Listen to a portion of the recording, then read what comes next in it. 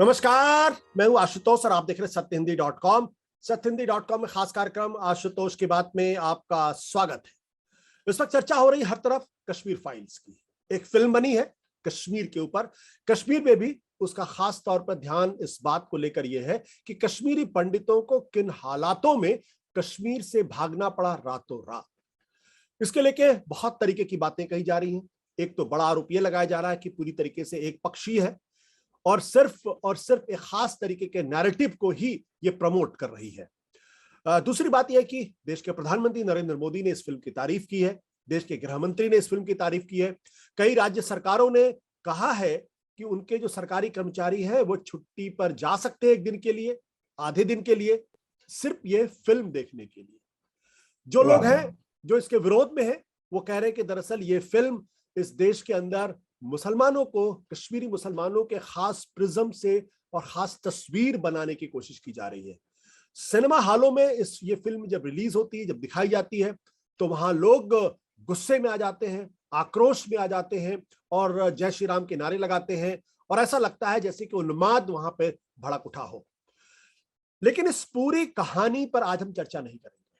हम चर्चा दरअसल इस बात पर करेंगे कि किन परिस्थितियों में कश्मीर से जो कश्मीरी पंडित है उनको पलायन करना पड़ा और उनको भागना पड़ा, क्या कारण थे।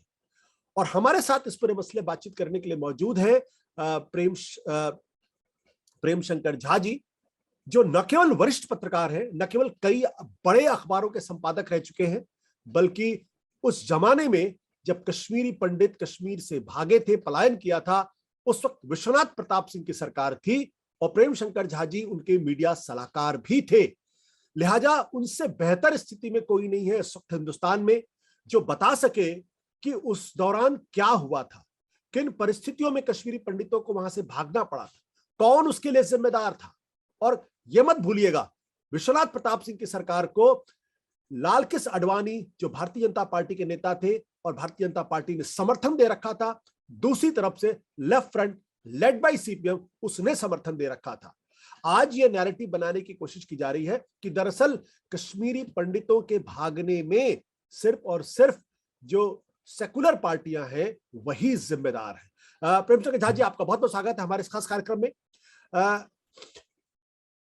आपको वो मंजर याद आता है कि जब आपने पहली बार आपको सुना होगा कि कश्मीरी पंडित जो है वो कश्मीर से भाग रहे हैं और आतंकवादियों ने दरअसल उनको भागने के लिए मजबूर किया? मुझे बहुत अच्छी तरह याद है। उस वक्त 1 दिसंबर 1989 में एक पुलिस कमिश्नर पे अटैक हो रहा था, वो आदमी पकड़ा गया था और उस वक्त से पता लगा कि यहाँ पे कुछ एक तरीके से दूसरे तरीके का विद्रोह शुरू होने वाला है। जनवरी से चुन के बहुत महत्वपूर्ण कश्मीरी पंडित लोगों को वो निकाल के, ये कुछ आतंकवादी थे उनके बारे में हम उस वक्त कुछ बहुत कम जानते थे, वो उनको मार रहे थे। और ये जनवरी में शुरू हुआ। और ये एक बात ये सच है, इसको कोई दो राय हो नहीं सकते हैं कि जनवरी से अगस्त के बीच में 132 ऐसे लोगों को मारा गया। और उसके बाद जो और बहुत मैं वहां गया था, मैंने देखा भी था कि हिंदुओं को और तरीकों से डराया जा रहा था और एकाएक डर बने, एक जैसे कि फूट उठा, तब वो भागे और जगमोहन से कहा कि हमें यहां से जल्दी निकालिए। ये प्लान्ड था, ये सोच समझ के किया गया था, कोई कुछ स्पॉन्टेनियस नहीं था। और इसका प्लानिंग हिंदुस्तान में नहीं हुआ था, इसका प्लानिंग ISI ने पाकिस्तान में किया था। अगर आप मुझे कुछ वक्त दें तो मैं आपको बताऊंगा इसकी ओरिजिनल यहाँ शुरुआत कैसे हुई इसकी। शुरुआत के लिए आपको 1986 फरवरी में जाना पड़ेगा। मकबूल भट्ट थे, वो थे नेशनल लिबरेशन फ्रंट होती थी वहां पे, जो कि एलाइड थी जम्मू और कश्मीर लिबरेशन फ्रंट के साथ। जम्मू कश्मीर लिबरेशन फ्रंट बिल्कुल नॉन वायलेंट थी और चाहती थी, वो आज़ादी की बात करती थी, पर आज तक असलियत है कि वो खुद मुख्तारी, वो सेल्फ डिटर्मिनेशन की बात कर रहे थे। हमें भी वही राइट्स होने चाहिए जो कि बाकी पूरे हिंदुस्तान के लोगों को अपने प्रांतों के अंदर राइट्स हैं, वो हमें मिल नहीं रहे हैं। और सबसे बड़ी चीज की थी कि हमें 25-30 साल से एक चुनाव भी सच चुनाव होने नहीं दिया है। तो सबसे बड़ा इनका यही यही यही डिमांड था। जम्मू कश्मीर लिबरेशन फ्रंट बिल्कुल नॉन वायलेंट थी, पर उसका एक मिलिट्री विंग बन चुका था और मकबूल भट्ट जो थे उसके वो हेड थे। तो मकबूल भट्ट 1971 में उन्होंने क्या कहते हैं, वो एक कश्मीर एक इंडियन एयरलाइंस प्लेन का हाईजैकिंग, उस वक्त से उसमें वो थे नहीं, उसमें दो और थे, पर उस वक्त से इसमें शामिल थे।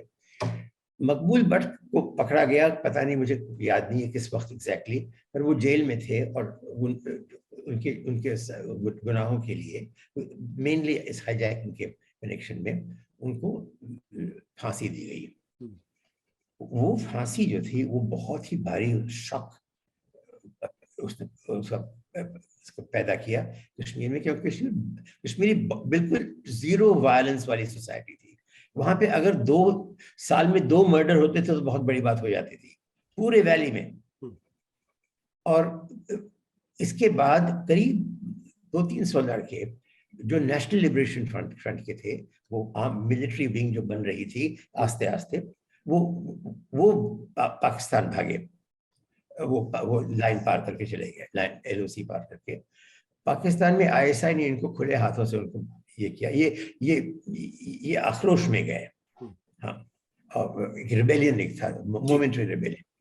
तो वहां पे उनको ट्रेनिंग दिया गया, कहा गया कि आपको ट्रेन करेंगे, अब आप जाइए और आप लोगों, हम कहेंगे किसको मारना है, ये इंसरेक्शन, उपद्रव शुरू करने के लिए।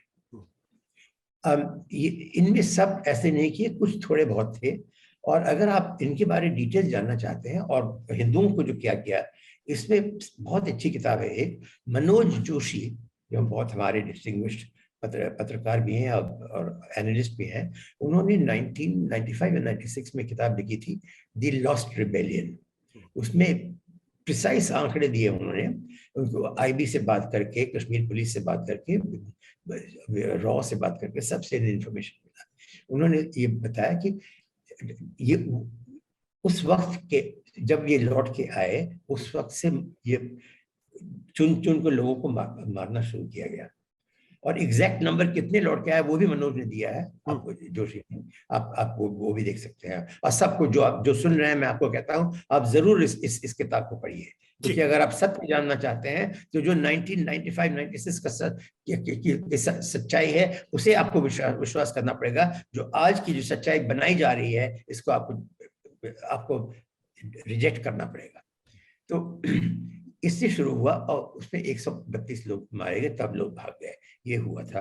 पर इसमें आम जनता बिल्कुल नहीं इसके साथ थी। मैं JKLF के लीडर्स से, यासीन मलिक से लेके आजम इनकलाबी, फजल कुरैशी, सबसे मैं उस वक्त से, जब से सूचना सलाहकार के होने के बाद के जमाने से, मैं सालों से उनसे बात करके आया हूँ। और उन्होंने बहुत प्रेशर डाला इसको कि आप रोकिए इसे, ये मिलिटेंसी से, ये किलिंग से कुछ नहीं होने वाला है। पर एक बार जब शुरू हो गया, और सब खास करके जबकि वो इलेक्शन में गड़बड़ हुआ, और आप जानते हैं कि सैयद यूसुफ शाह जो अब सलाहुद्दीन है, हिजबुल मुजाहिदीन के चीफ, वो अपने इलेक्शन जीत गए थे। और दूसरे रिकाउंट के बाद दूसरे दिन सुबह में उन्होंने प्रेस कॉन्फ्रेंस में भी कह दिया था, और दूसरे दिन सुबह में उनको कहा गया कि रिकाउंट में आप 35 वोट से हार गए हैं, और वो गुस्से में पाकिस्तान चले गए। उनके साथ बहुत लोग गए उस इलेक्शन के बाद। जब वहां वो पहुंचे, तब उन्हें मालूम पड़ा कि मैं क्या कर दिए। जब शांति हुई, लौटना चाहते थे। आज तक भी लोग हैं वहां पे अटके हुए हैं। मैं एक बार गया था 2001 में मुजफ्फराबाद हिंदुस्तान जर्नलिस्ट के साथ, वहां उनसे मिले थे।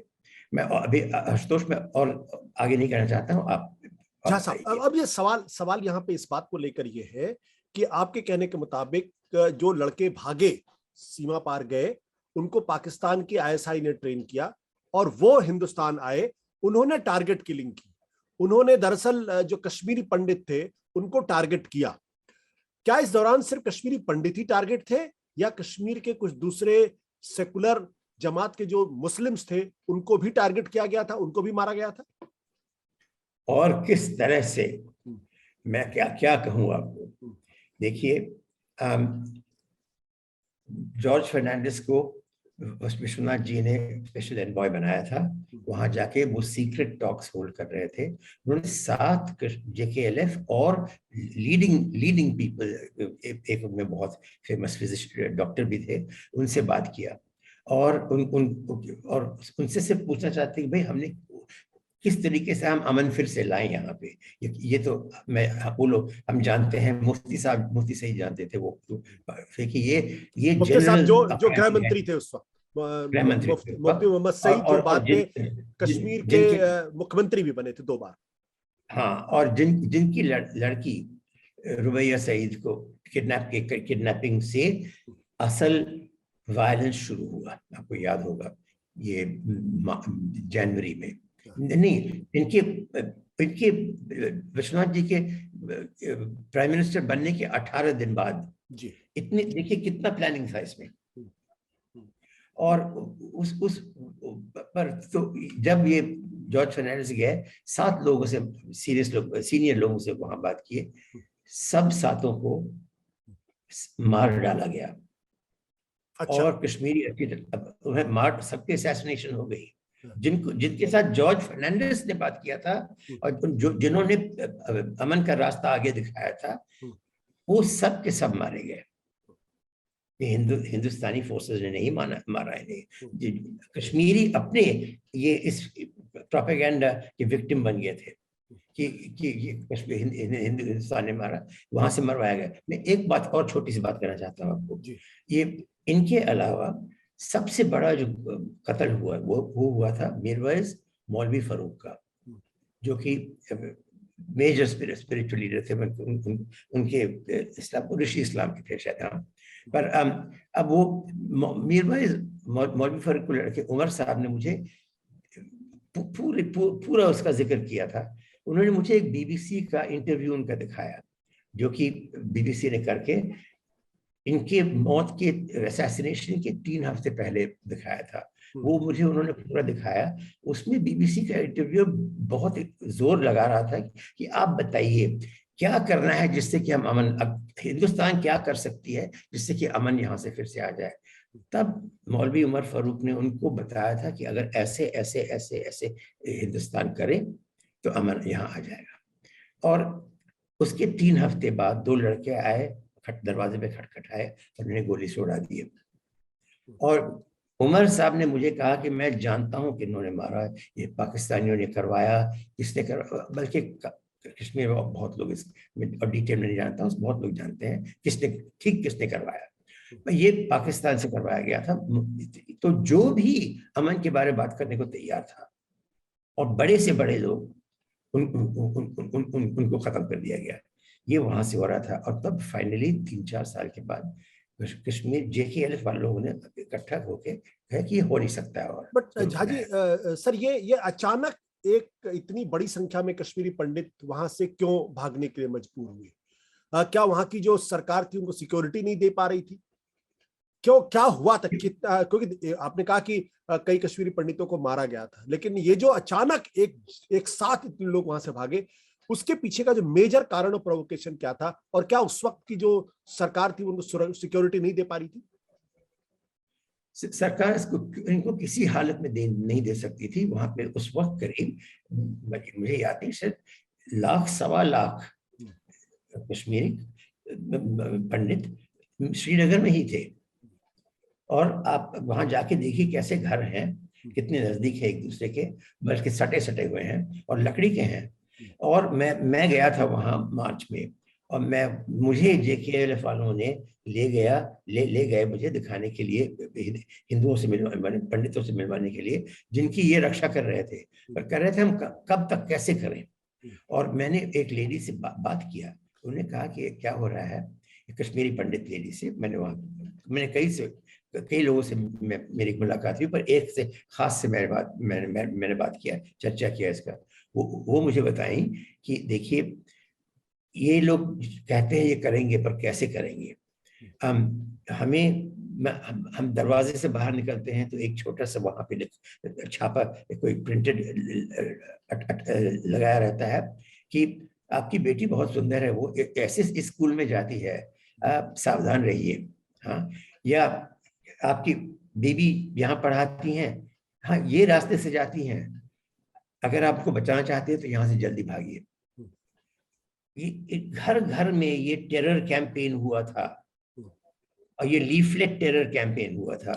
और उसके साथ जब ये हुआ, तब वो जगमोहन के पास कहे कि हमें प्रोटेक्शन दीजिए। जब जगमोहन ने कहा कि आप लोग इतने हजार लोग हैं, प्रोटेक्शन हो नहीं पाएगा, आपको मैं सिर्फ हिंदुस्तान ले जाके प्रोटेक्ट कर सकता हूँ। तब वो कहे हाँ ले जाइए हमें, तब गए। और ये एक आयक को जबकि नर्व्स, माने जब जोश, जब अपने गवर्नमेंट पे जब क्या कहते हैं, उस पे जो आप भरोसा रखते हैं वो टूट जाता है, तब उसके बाद फ्लड में लोग निकल जाते हैं। अभी आप यूक्रेन में देखिए क्या हो रहा है।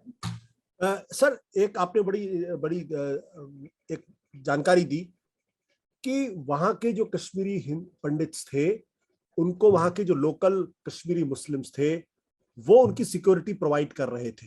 ये बात आपने कही है? हाँ बिल्कुल, और मैंने अपने आंखों से देखा है, और बात करके उन्होंने बताया कि हाँ कर रहे हैं, पर किस हद तक करेंगे। हाँ, तो जो ये पोस्टर लगा रहे थे, ये कौन लोग थे? ये हिजबुल मुजाहिदीन के थे, और जमात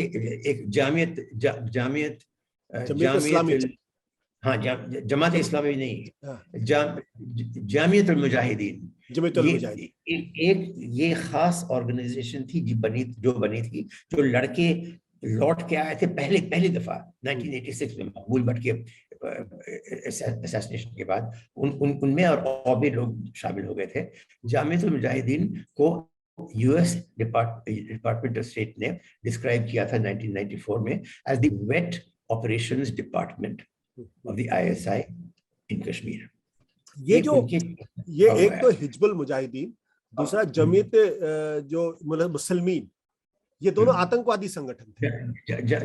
जमीयत इस्लामी, ये दोनों आतंकवादी संगठन थे। दोनों वहां पे तो 8, 10, 20 थे। अल्लाह टाइगर्स थे, students Islamic movement of India थी, बहुत लोग मिले हुए थे, students liberation front of Kashmir. क्या इन आतंकवादी संगठनों को कश्मीर के मुसलमानों का समर्थन हासिल था? जो हासिल इतना ही था कि सब लोग आजादी, खुद मुख्तारी की बात कर रहे थे, चीख के, पर इसमें भी बहुत लोग थे जो चुप थे, क्योंकि उन्हें ये इस रास्ते से जो देख रहे थे आगे जाने का, ये इस रास्ते से बहुत डर देख रहे थे। और देखिए, हम लोग तभी 1990s की बात कर रहे हैं। 2004 में एक ओपिनियन पोल लिया गया था सीक्रेटली कश्मीर में, अंग्रेजों ने एक इंग्लिश ऑर्गेनाइजेशन ऑर्गेनाइज किया था। उसमें उन्हें पता लगा कि पोल ने दिखाया कि कश्मीर में सिर्फ 11% लोग पाकिस्तान के साथ हैं और 61% लोग हिंदुस्तान के साथ हैं। इसके बाद दूसरा पोल हुआ 2009-2010 में, जो सिर्फ श्रीनगर कश्मीर वैली में हुआ, और वहां पे ये बहुत बड़ा पोल था, इसमें हजारों की संख्या में पोलिंग किया गया था। ये खुला था, वो पहला गुप्त था। तो उसमें percentage of people saying they want to go to Pakistan 2.5 to 7.5% बस। बाकी कहते थे, 90% कहते थे हमें यहाँ पे सेल्फ डिटर्मिनेशन करना है, खुद मुख्तारी की बात करते थे। आजादी, खुद मुख्तारी एक ही चीज है, वो दोनों इंटरचेंजेबल वर्ड्स हैं। पर ये इट्स नॉट फ्रीडम फ्रॉम, हम छोड़ के जाने का इसकी बात नहीं होती थी।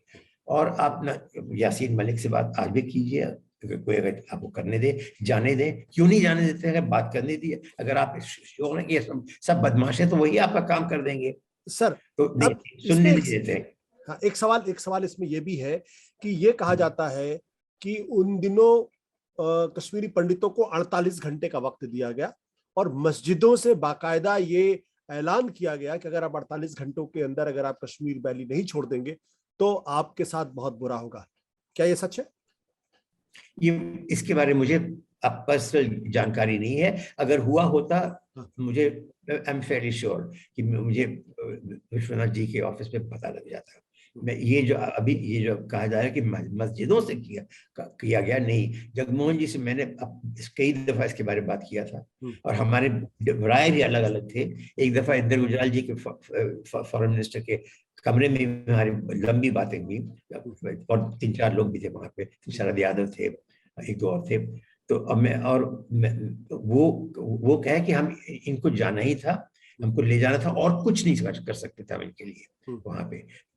मैंने कहा कि आप थोड़े से दिन को कश्मीरियों को ये छूट दीजिए। बड़े बड़े जुलूस निकाल रहे हैं JKLF, जो अगर आप वो ना होने देंगे तब वो जो सब बंद हो जाएगा सब कुछ, तब उसमें एक्सट्रीमिस्ट निकलेंगे। तो उन्होंने कहा कि बात ठीक कहते हो, पर इसका गोइंग आउट ऑफ कंट्रोल का चांस बहुत ज्यादा है।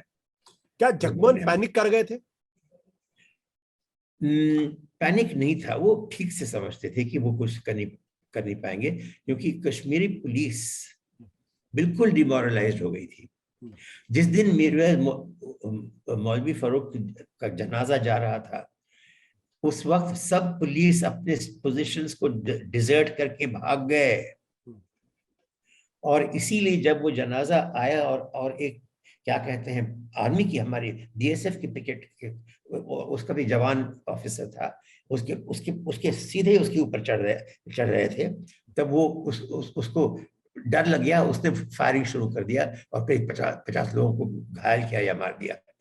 और उसकी इमीडिएटली बाद जब जगमोहन को, क्योंकि वो कंट्रोल नहीं कर पाया, विश्वनाथ जी ने उनको हटा दिया। पर जगमोहन जी कहते कहते रह गए अपने आखिरी दम तक कि देखिए मैं और कुछ नहीं कर सकता था, मैंने कभी इनको जानबूझ कर नहीं हटाया जैसे कश्मीरी कह रहे हैं, और ना तो मैं उनको वहां रख सकता था। पर जगमोहन की जगह अगर कोई और एडमिनिस्ट्रेटर होता, कोई और गवर्नर होता, तो क्या हालात अलग होते?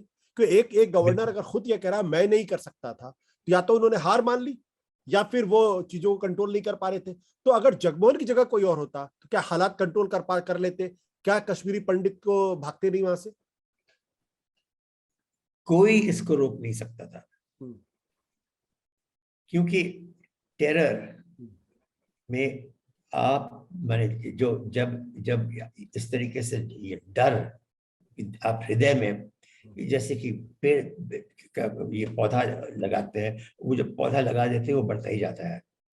और उन्होंने सब कुछ, ISI साइकोलॉजी के मास्टर है, और उन्होंने सब समझ के सोच बूझ के किया, और जो भी जरा भी अमन की बात करता था उसको मरवा देते थे। कितने मुसलमान उस वक्त मारे गए होंगे? और ये बार बार ये कहा जाता है कि कश्मीर पंडितों को, हिंदुओं को सबसे ज्यादा टारगेट किया गया। क्या ये सच है? क्या कश्मीर के मुसलमानों को टारगेट आतंकवादियों ने नहीं किया? क्या बड़ी संख्या में उनको नहीं मारा गया? क्या उनके नेताओं को नहीं मारा गया? नेशनल कॉन्फ्रेंस के मुसलमानों में ही 4000 लोगों को मारा। वो सारे मुसलमान थे, सब मुसलमान थे। देखिए अब क्या कहते, तारिगामी है ना, जो कम्युनिस्ट लीडर वहां के, उनको 2 दफा असैसिनेशन अटेम्प्ट हुआ है, भगवान ने उन्हें बचा दिया। 2 दफा इन पे गोलियां चली हैं। मैं जितने भी लोगों ने अमन के बारे में बात किया, जब भी बात किया, उनको मार दिया गया। काजी निस्सार जो कि पीपल्स कॉन्फ्रेंस के लीडर थे अब्दुल गनी लोन साहब के साथ, जब उन्होंने 1993 में कहा कि आप बहुत दूर जा रहे हैं, हमें ये नहीं चाहिए, हमें पीस चाहिए, उनकी असैसिनेशन हो गई। अब्दुल गनी लोन साहब, मैं आपको एक छोटी सी कहानी अपनी बताना चाहता हूँ। अभी की बात नहीं है, ये जुलाई 2001 की बात है। इनके लड़के क्या कहते हैं, बड़े लड़के के जो है ना, नाम सज्जाद की शादी हो गई थी, और वलीमा में उन्होंने मुझे बुलाया था।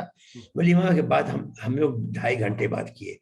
इनसे पहले भी बात किए हुए थे, जब मैं विश्वनाथ जी के साथ तो नहीं, उनके छोड़ने के बाद ही मैं गया था कश्मीर। तो पहले भी गया और बाद भी गया, बीच में नहीं जा सकते थे तो मुझे मार डालते। पर वो उन्होंने मुझे कहा साफ साफ कि देखिए, हम किसी भी हालत में ये सेपरेशन नहीं चाहते हिंदुस्तान से, पर हमें पूरी इलेक्शन फ्रीडम चाहिए, नॉर्मेलिटी चाहिए। और वो कह रहे थे हमारे पीछे पड़े हुए हैं, हमें मरवाने पे लोग तुले हुए हैं यहाँ पे। और तब उन्होंने कहा कि देखिए फारूक साहब भी हमारी मदद नहीं कर रहे हैं। उन्होंने स्पेशल प्रोटेक्शन ग्रुप हटा दिया और कश्मीर पुलिस वहां हमें दे दिया है प्रोटेक्शन के लिए। और गिलानी साहब हर एक तीसरे दिन निकलते हैं और एक न एक मस्जिद में जाके कहते हैं कि अब्दुल गनी लोन कांग्रेस से बात कर रहे हैं, कहते हैं इलेक्शन में लड़ेंगे। इसलिए हुआ, उन्होंने डिसाइड किया कि हम इलेक्शन में लड़ेंगे। और हुर्रियत के सीनियर मोस्ट थे, और हुर्रियत डिसाइड कर रही थी कि 2001 इलेक्शन में वो हिस्सा लेगी। उसमें इस कारण उनके पीछे पड़ गए और ये पुलिस मारी गोली। वो फारूक अब्दुल्ला साहब ने, for reasons I don't know, उन्होंने स्पेशल प्रोटेक्शन हटा दिया और उनको पुलिस की प्रोटेक्शन दे दिया। और लोन साहब ने मुझे पूछा कि ये कैसे, मुझे आप सोचते हैं कि ये हमें बचा सकते हैं क्या? बाद में अब्दुल गनी लोन को भी मार दिया गया। 2002 मई 21 में इनको मार दिया गया। assassination। उस वक्त आप देश के प्रधानमंत्री विश्वनाथ प्रताप सिंह के मीडिया एडवाइजर थे। तो जब ये वाकया कश्मीर में हो रहा था, तो जो प्रधानमंत्री जी थे उनका रवैया क्या था, उनका रुख क्या था? प्रधानमंत्री जी समझ गया था कि ये पाकिस्तान का, उनको हमारे सीक्रेट सर्विस से इंफॉर्मेशन मिल गया था। मुझे उन्होंने बताया नहीं, क्योंकि मैं पहले गया था। मैंने उनको बहुत लंबी 15 सफ़े की एक मैंने डॉक्यूमेंट दी थी कश्मीर पे मार्च में ही। तो उन्होंने मुझे बताया कि देखिए ये पाकिस्तान इसके पीछे है, ये यहाँ जबकि टर्मोइल काफी हो जाएगा, ये फिर से इन्वेड करेंगे। इनकी एक ऑपरेशन है, उसका उन्होंने नाम बताया मुझे, बेयर ट्रैप ऐसे कुछ शायद ये था या कोई और था, मैं उसको मिक्सअप नहीं करना चाहता हूँ। और वो वहां से, वो डिविजन्स वहां से आएंगे। तो मैंने इसको रोक दिया है। मैंने कहा आपने कैसे किया? उन्होंने कहा कि मैं 4 डिविजन्स ईस्टर्न फ्रंट से लेके वेस्टर्न फ्रंट में ले आया हूँ, और यहाँ से 2 डिवीजन मैं कश्मीर भेज रहा हूँ। चुपचाप बगैर किसी को कहे हुए 2 हफ्ते के अंदर ये हो गया। कश्मीर में पहले जो 1 डिवीजन सिर्फ थी, 3 डिवीजन हो गए, और पाकिस्तान को हिम्मत नहीं हुई आने की। तो जो काम ये विश्वनाथ प्रताप जी कर रहे थे प्रधानमंत्री के तौर पर, अगर वही काम वो जगमोहन की मदद करते और एक्स्ट्रा फोर्स लगा देते, तो शायद कश्मीरी पंडित वहां से नहीं भागते। नहीं, आप किसी भी हालत में नहीं बचा सकते हैं, माफ कीजिए। हाँ। आप अभी सोचिए कि अभी प्रधानमंत्री जी के पीछे इनको बचाने के लिए 3000 लोग लगे हुए हैं। कश्मीर में 1.5 लाख लोग थे। आप एक के पीछे आप 10 लोग भी लगा सकते हैं क्या? नहीं लगा सकते। कौन पागल आदमी ऐसे बात करता है? कोई भी, आप मुझे बताइए कहीं भी जिसको असैसिनेशन करना था तो कोई बचा है? बचा है उसी वक्त जबकि गोली लगी और मारा नहीं। आजकल के जमाने में असैसिनेशन से किसी को कोई नहीं बचा सकता है। विश्वनाथ प्रताप सिंह की सरकार को भारतीय जनता पार्टी और सीपीएम दोनों का समर्थन हासिल था। तो जब यह वाकया हो रहा था तो उस वक्त बीजेपी का रुख क्या था? बीजेपी का रुख का बिल्कुल सपोर्टिव था। वो माने अडवाणी और वाजपेयी पार्टी के लीडर्स थे। वो कभी एक शब्द मुसलमानों के खिलाफ न कहे, एक शब्द नहीं कहे। मैं कान पकड़ के कह सकता हूँ, क्योंकि अभी कान पकड़ना पड़ता है। ब्राह्मण होकर मैं कान पकड़ के कहता हूँ कि इन्होंने एक शब्द नहीं बोला। अभी तो सब कुछ मुसलमानों को बस जिम्मेदार ठहराया जाता है। देखिए ये झूठों का झूठा राज है। मान जाइए, कुछ भी मुझे कहें, मैं कहता जाऊंगा अपने आखिरी दम तक। ये पूरा मुल्क झूठ पे चलाया जा रहा है। हमारे जैसे लोग जो काम करके पसीना चला के घंटों काम करके डिटेल्स में हम इंफॉर्मेशन निकालते हैं, वो तो अखबार में छपने नहीं देते हैं। हम ऑनलाइन में जाते हैं, ऑनलाइन में कितना कर सकते हैं, कहाँ तक पहुंच हो सकती है हमारी। ये हिटलर के राज में जो झूठ था उससे 10 गुना ज्यादा आगे चला गया है। सर, जब क्या आपको वाकई ऐसा वाकया याद है कि जब इस घटना से परेशान होके लाल कृष्ण आडवाणी ने या अटल बिहारी वाजपेयी ने या मुरली मनोहर जोशी ने विश्वनाथ प्रताप सिंह से अपनी चिंता जाहिर की हो, उनसे बात की हो इस बारे में? मेरे सामने तो नहीं, अगर कुछ मेरे कहीं और किसी और वक्त किसी और मौके पे बात की हुई होगी, बट जहां तक मैं जानता हूं वो उनको हमेशा सपोर्ट दिया है गए। ये पूरा अब देखिए कि जबकि दोनों जुलाई की शुरुआत में अगर सीक्रेट सर्विस से विश्वनाथ जी को पता लग गया था कि बीजेपी ने डिसाइड कर लिया था कि ये विश्वनाथ जी मंदिर मस्जिद वाली बात को हमारे जहां तक हम हमारे होप्स के साथ नहीं संभाल पाएंगे, कोई लोग मान नहीं रहे हैं। तो उन्होंने कहा था कि हमें अक्टूबर में कुछ छोड़ना ही पड़ेगा, और उसके बाद वो अक्टूबर 30 का जो उन्होंने पहले जो वहां रथ यात्रा उसके बाद प्लान हुआ था। तो उस वक्त तक देखिए अब ये बिल्कुल साथ थे और कश्मीर में कहीं एक दफा बात नहीं हुई। उसके बाद भी कश्मीर का तो मुद्दा उठा ही नहीं। उसके मुद्दा था कि ये बाबरी मस्जिद का पूरा था। ये तर्क दिया जाता है कि कश्मीर में कश्मीरी हिंदुओं को इसलिए भगाया गया क्योंकि देश के अंदर भारतीय जनता पार्टी ने सोमनाथ वाली जो रथ यात्रा निकाली थी, या जो राम मंदिर को लेके जो एक नैरेटिव खड़ा हुआ था, उसका जवाब था। क्या ये सच है या भी ये झूठ है? कश्मीर में सोमनाथ का नाम, मंदिर का नाम कितने लोग जानते हैं? आज तक जाइए तो थोड़ा सा एक क्या कीजिए, एक जाके ओपिनियन पोल लीजिए, क्वेश्चनर कीजिए, देखिए कितने लोग जानते हैं। कुछ भी जानते हैं इसके बारे में नहीं। आप सोमनाथ कह दीजिए, कहिए अच्छा मैं सोमनाथ, अच्छा आपके दिमाग में जहन में क्या आता है? अब देखिए कितने लोग कहेंगे आपको। तो आपके कहने का मतलब ये कि जो बाबरी मस्जिद को लेकर जो बीजेपी का इधर आंदोलन चल रहा था और कश्मीर में जो कश्मीरी पंडितों के साथ हो रहा था, दोनों का दोनों के बीच में कोई जुड़ाव नहीं था, no connection between them? No connection, it was entirely from Pakistan. Entirely from Pakistan. क्या इस बारे, और उनके पाकिस्तान के लोग जो कश्मीरी लीडर्स कहते थे कि हम ये सुलह हो सकती है, ऐसे ऐसे हमें आप आजादी, हमारे आजादी का जो डेफिनेशन देना चाहते थे, और वो उनको मार दिया जाता था। मैं एक बात और आपको याद दिलाना चाहता हूँ। हाशिम कुरैशी जो कि वन ऑफ द हाईजैकर्स थे 1971 में, और जो बाद में जेल से भी निकले, बाद में वो JKLF के प्रेसिडेंट बन गए थे।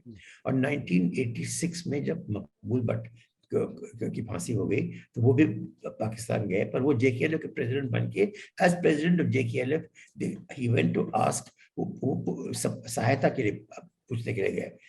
वहां पे जाके 1 साल के बाद वो भाग के लौट के आए। और चट्टान बहुत बड़ी उर्दू मैगजीन है कश्मीर की, उसमें उन्होंने लंबी आर्टिकल लिखी। क्या हुआ उन्होंने कहा कि ये तो हमें कैदी बना के रखे थे। वो कह रहे थे कि जब तक कि तुम ये ना कहोगे कि तुम हिंदुस्तान से अलग होके पाकिस्तान को आना चाहते हो, तब तक हम आपको मदद नहीं करेंगे, आपको हम असली नहीं देंगे, कुछ नहीं देंगे। और उनको कैदी बना दिया था। बहुत तकलीफ के बाद उन्होंने कहा कि हम यहाँ आपके गुलाम बनने के लिए नहीं आए हैं, हमें आजादी चाहिए, हम गुलामी नहीं चाहिए। हम एक गुलाम एक मास्टर को छोड़ के दूसरे के पास नहीं आना चाहते हैं। तो ये उनका पहले से ही था। वो वहां से भाग के निकले और फिर हिंदुस्तान लौट के आए और कहे कि पाकिस्तान ऐसे ऐसे कर रही है। उसके बाद JKLF को एक असला नहीं दिया। वो मैंने सीक्रेट रिपोर्ट जो आते रहते थे, मेरे डेस्क पे भी आते थे। उसके बाद हिजबुल मुजाहिदीन बनाई गई। अक्टूबर 1990 में 5000 कार्डरेज JKLF के पाकिस्तान में थे। उनके पास असले नहीं थे, उनसे असले ले लिए गए थे जी। और 1500 हिजबुल मुजाहिदीन के कार्डरेज बनाए गए थे, जिनको असला दिया गया था, जिनको भेजा गया था, यहाँ भेज रहे थे वहां। ये जगमोहन को कब हटाया गया? जो गवर्नर थे वहां के? जगमान को मई 26 1990 क्यों हटाया गया उनको? क्योंकि 24 को 23 को मैंने 1-2 दिन में मुझे याद नहीं आ रहा है, मीरवाइज साहब के असैसिनेशन हुई थी।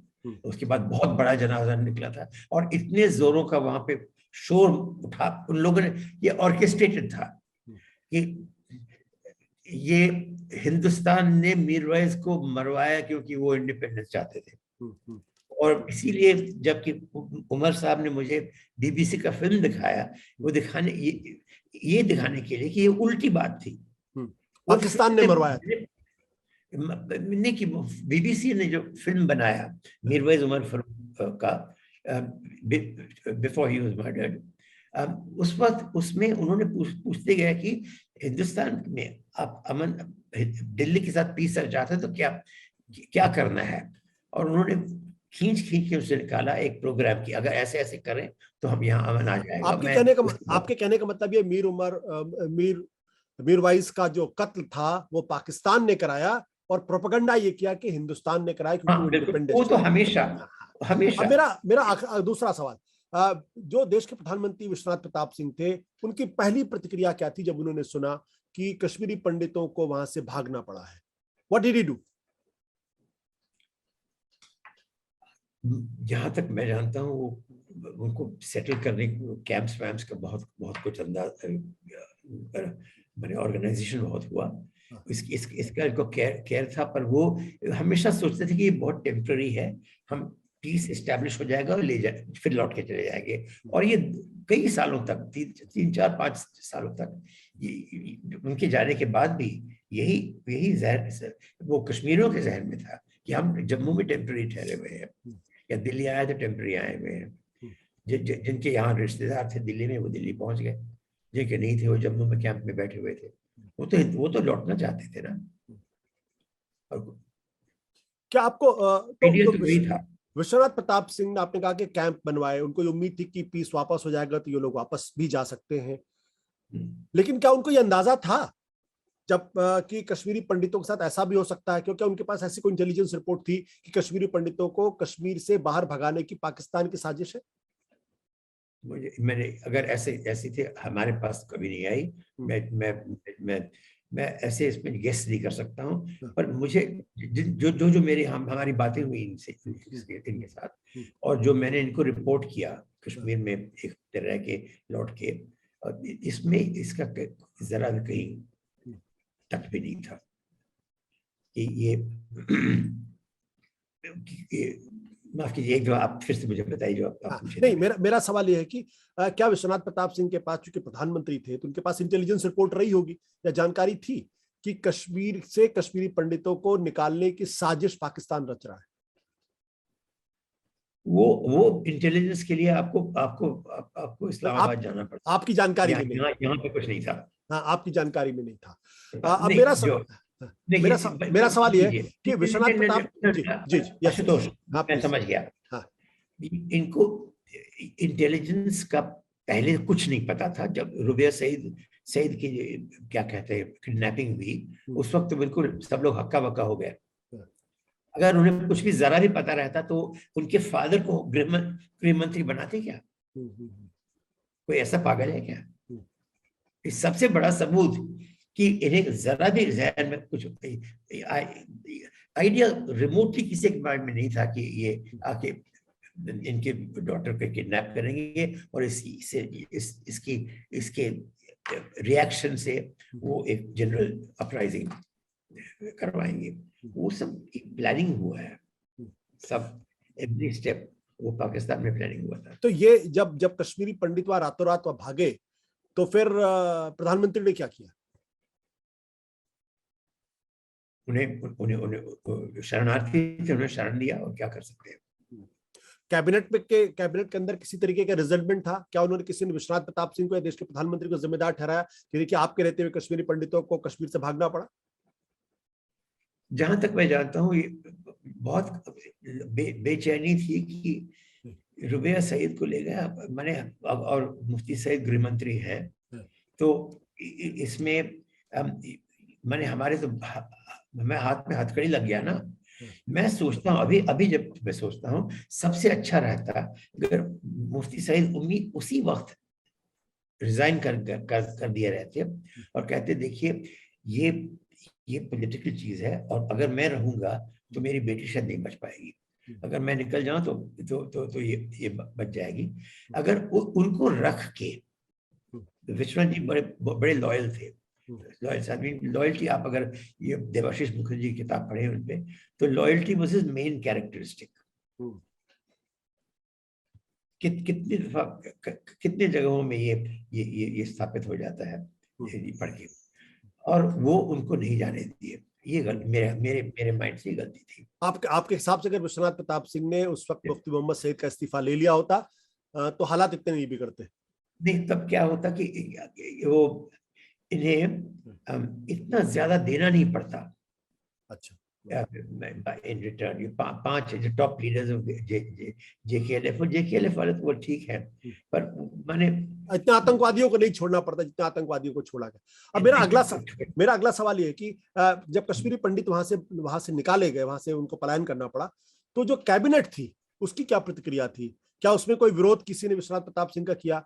जो भारतीय जनता पार्टी जो सपोर्ट कर रही थी सरकार को, क्या उसकी तरफ से कोई आवाज उठी? क्या लेफ्ट की तरफ से कोई आवाज उठी कि भाई आप हैंडल नहीं कर पाए चीजों को, इतनी संख्या में कश्मीरियों को वहां से निकलना पड़ा?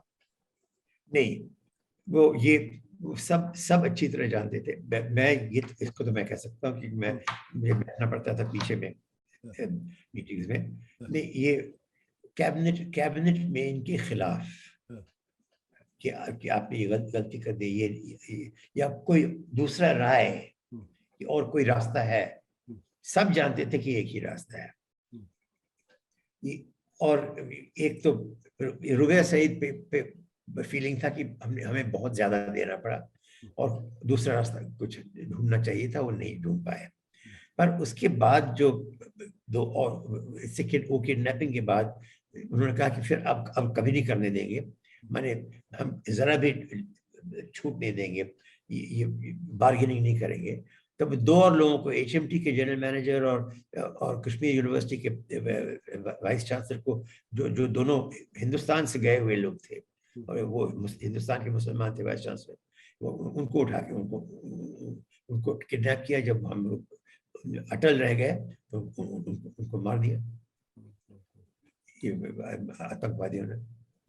प्रेम सिंह झा जी, तकरीबन 25 साल से ज्यादा हो गए, बल्कि मैं कहूँ 35 साल हो गए, कश्मीरी पंडित अभी भी अपने घर वापस नहीं जा पाए। क्या ये वापस जा सकते हैं? जो देखिए, मैं सिर्फ उन्हीं के टाइम में नहीं, पर बाकी प्रधानमंत्री मोदी के पहले सब प्रधानमंत्रियों से मैं मिलता रहता था, क्योंकि मैं कश्मीर जाता था, मैं आता था, मैं पूछता था उनसे, टाइम के लिए मैं उनको बताता था कि हालात क्या है। मैं एक तरीके से एक separate journalistic source of income information बन गया था, और उससे फायदा बाद में उन्होंने कहा भी मुझे कि बहुत फायदा हुआ, पर ना भी हुआ होता तो ये मेरा ड्यूटी था, ये मुझे करना ही था, मेरा कर्तव्य था, तो मैं करता था। उनसे आके मैंने पूरा उनको हमेशा बात बताया, और ये सब स्टेडीली जा रहे थे टुवर्ड्स, उनको सब समझ गए थे कि कश्मीर शांत उसी वक्त हो जाएगा जबकि उन्हें हिंदुस्तान के पूरे राइट्स मिलेंगे, जैसे कि उनको वह ट्रीटमेंट होगा जैसे कि आप तमिलनाडु को ट्रीटमेंट देते हैं। और वो कभी नहीं हो सकता है जब तक कि कश्मीर बटा रहे और उस तरफ से पाकिस्तान ये कोशिश करता जाए इनको खा जाने के लिए। तो वॉर सिचुएशन एक तरीके से हमेशा रहेगा, तो पाकिस्तान के साथ हमें सेटल करना है, और पाकिस्तान के साथ वो सेटल करते करते करते करते 1 इंच रह गया था जाने का, जबकि वाजपेयी जी ने शुरू किया, मनमोहन जी ने कंप्लीट करने की कोशिश की, 1 इंच से हम लोग मैंने फेल कर गए। कब का वाकया है? देखिए 2005 में मुशर्रफ आए, दिल्ली एग्रीमेंट हुआ, दिल्ली एग्रीमेंट में ये डिसाइड कर लिया गया कि सॉफ्ट बॉर्डर्स होंगे, और दोनों साइड कश्मीर में इनके पारस्परिक मीटिंग्स होंगी और कुछ, क्योंकि इनके कॉमन कनेक्शंस थे, इकोनॉमिक कनेक्शंस थे, कल्चरल कनेक्शंस थे, वो सब रीस्टैब्लिश करके उसको मैनेज करने के लिए एक जॉइंट कमेटी होगा, और उसमें रिप्रेजेंटेटिव्स होंगे, एक पाकिस्तान का, एक हिंदुस्तान का, पर ये कश्मीरियों का काम होगा। बाकी ये लोग इंफॉर्मेशन के लिए वो लोग रहेंगे उसमें। तो ये सब ये हो गया था। सॉफ्ट बॉर्डर माने ट्रेड तो शुरू हो गया, आज तक भी मैं सोचता हूँ ट्रेड चल ही रहा है, पर पहले से बहुत कम हो गया, पर वो है। तब ये दोनों चीजें जब हो गई थी, तब इसके बाद सिर्फ मुशर्रफ को दिल्ली एग्रीमेंट उन्होंने किया था, इसको फ्लैश आउट करना था, और वहां पे उनको मुश्किल हो रहा था। और मैंने क्योंकि वहां भी बहुत ये हाफिज सईद, ये सब जैसे एक्सट्रीम तंजीम तो वहां बहुत ज्यादा है ना, तो वो भी थे, और आर्मी में उनके भी सपोर्टर्स थे। तो Musharraf was not able to get complete consensus on this. मजलिस में भी पता बेचैनी थी। मैंने मनमोहन जी से कहा कि देखिए, आपको उन्होंने न्योता दिया है आने के लिए, अगर आप नहीं जाएंगे तो वो नहीं इसको पास कर पाएंगे, और ये पास उसी वक्त करेंगे इलेक्शन हो, नहीं वो जीत के लौट के आएंगे। अब इलेक्शन का 9 महीने में होने वाला है, आप प्लीज जाइए। उन पे और ऑफिसर्स हैं, इनके एडवाइजर थे एम.के. नारायणन, और ऐसे लोग हैं, उन्होंने कहा कि आप बच जाइए, ये बैक चैनल चलने दीजिए। बैक चैनल चलता ही गया, चलता ही गया, चलता ही गया। जो चीज मुशर्रफ और मनमोहन जी जैसे दिल्ली एग्रीमेंट में किए थे, जो छोटी मोटी चीजें रह गई थी, वो एक बीच में खत्म कर सकते थे, वो चलता ही गया, और तब मुशर्रफ अपना इलेक्शन लूज कर गया, और मौका खत्म हो गया।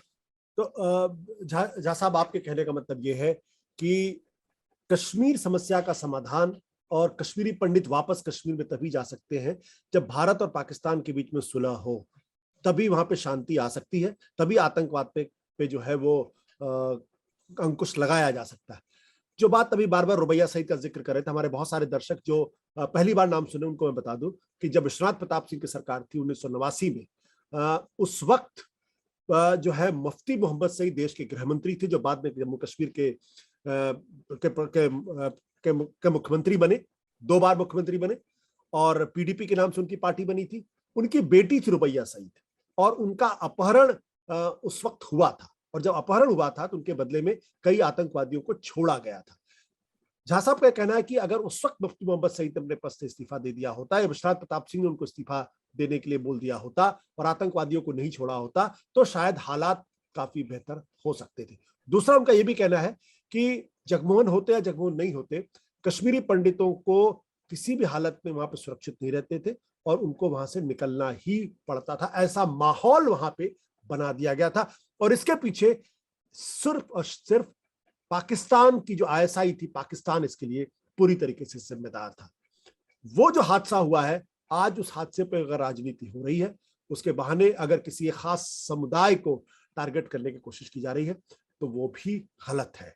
ये इतिहास के तथ्य थे, और प्रेमशंकर झा जी से बेहतर कोई नहीं बता सकता था, क्योंकि वो उस वक्त के प्रधानमंत्री विश्वनाथ प्रताप सिंह के मीडिया एडवाइजर थे, और बहुत ही एमिनेंट जर्नलिस्ट है। कश्मीर पर सबसे बेहतर पकड़ अगर हिंदुस्तान में किसी की है तो मेरा मानना है प्रेमशंकर झा जी के। बहुत बहुत शुक्रिया हमसे बातचीत करने के लिए, बहुत बहुत शुक्रिया, धन्यवाद, नमस्कार। सत्य हिंदी का ऐप डाउनलोड करें गूगल प्ले स्टोर पर।